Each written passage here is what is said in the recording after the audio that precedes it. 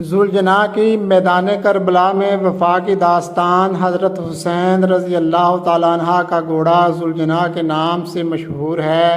ذوالجناح کو امام حسین نے کربلا کی جنگ میں استعمال کیا اور وہ امام حسین کے ساتھ انتہائی وفادار اور جرأت مند گھوڑا تھا۔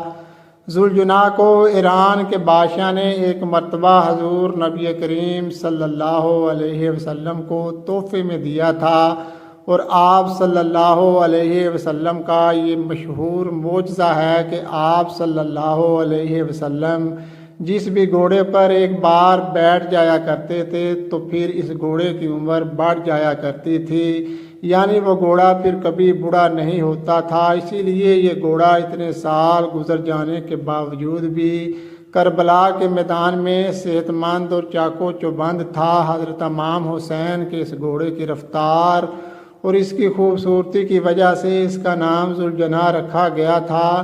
جب بھی یہ گھوڑا میدان کے جنگ میں دشمنوں پر حملہ آور ہوتا تو ایسے لگتا تھا کہ جیسے یہ گھوڑا دوڑ نہیں رہا بلکہ اڑ رہا ہے، اس لیے اس کو ذوالجناح یعنی دو پروں والا گھوڑا کہا جانے لگا۔ حضرت امام حسین کو بچپن ہی سے اس گھوڑے سے بہت لگاؤ تھا۔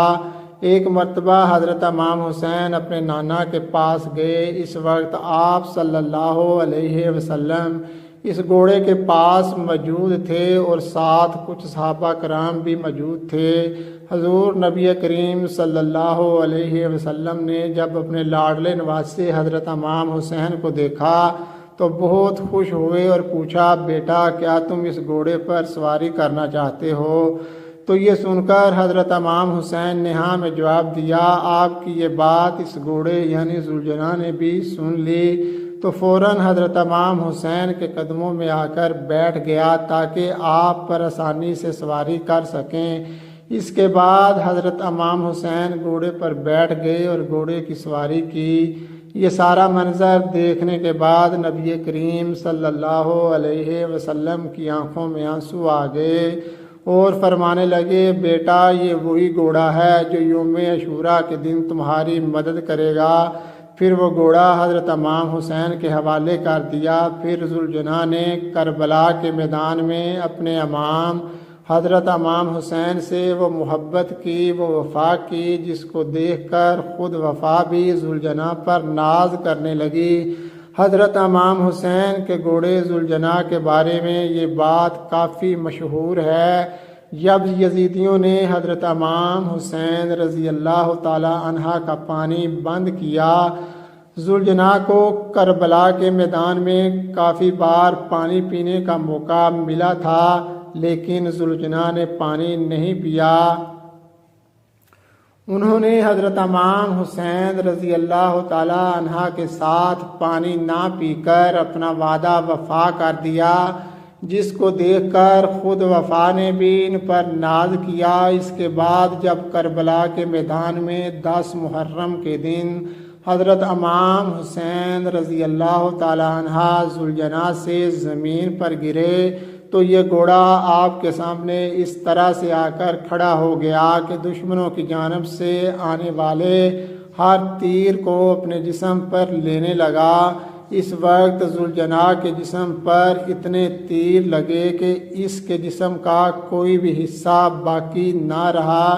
روایات میں آتا ہے کہ ذوالجناح کو اتنے تیر لگنے کے بعد بھی حضرت امام حسین کے اس گھوڑے نے 60 سے زیادہ دشمنوں کو موت کے گھاٹ اتار دیا۔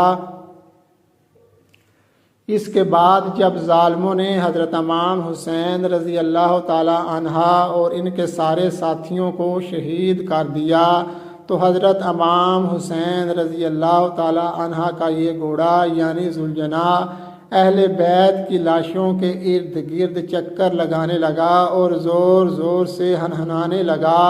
پھر ذوالجناح حضرت امام حسین رضی اللہ تعالی عنہ کے جسم اطہر کے پاس آ کر رک گیا اور اپنی پیشانی کو امام حسین رضی اللہ تعالی عنہ کے خون سے تر کر لیا۔ پھر اپنے پاؤں کو زمین پر اس طرح سے مارا کہ جس سے اتنی زوردار آواز پیدا ہوئی کہ پورے میدان میں سناٹا چھا گیا۔ یہ دیکھ کر دشمنوں کے بھی پسینے چھوٹ گئے۔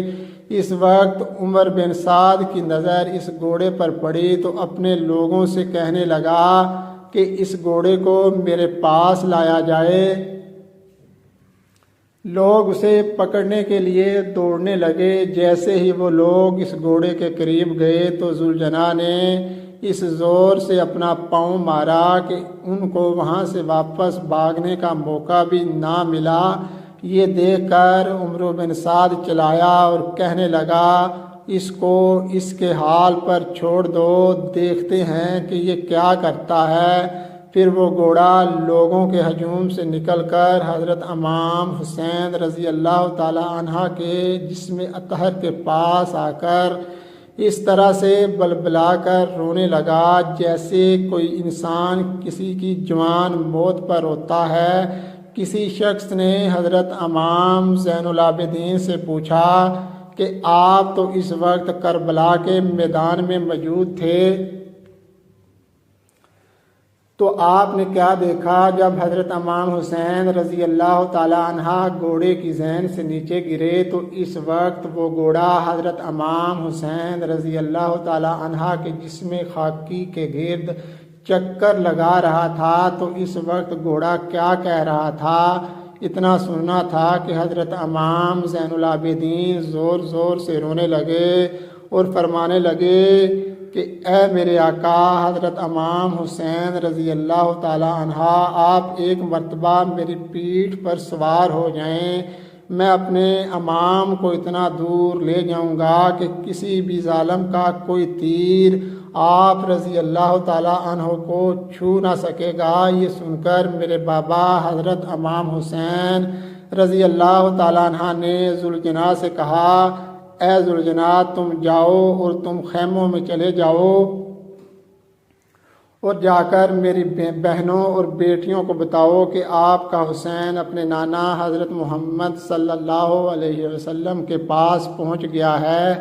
اتنا سنتے ہی وہ گھوڑا خیموں کی طرف مڑا اور جا کر بیبیوں کے خیمے کے باہر زور زور سے آوازیں نکالنے لگا۔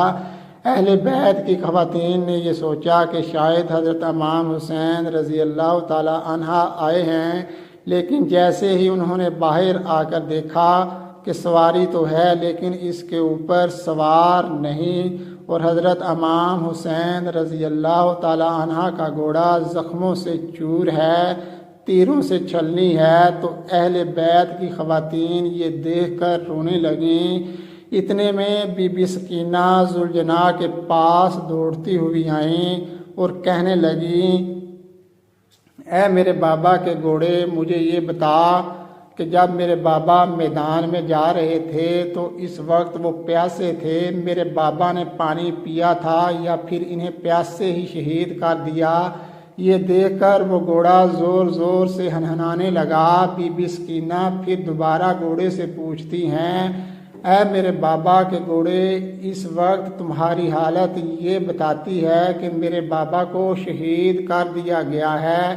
اس کے بعد وہ شخص دوبارہ سے حضرت امام زین العابدین سے پوچھنے لگا کہ اس کے بعد اس گھوڑے کا کیا ہوا؟ تو آپ رحمت اللہ علیہ نے جواب دیا پھر وہ دشمنوں کا لشکر حضرت امام حسین رضی اللہ تعالی عنہ کے اس گھوڑے کو حاصل کرنا چاہتا تھا، کیونکہ وہ گھوڑا نبی کریم صلی اللہ علیہ وسلم کے گھوڑوں میں سے ایک بہترین گھوڑا تھا، لہٰذا اس گھوڑے نے اپنے آپ کو نہر فرات کے حوالے کر دیا۔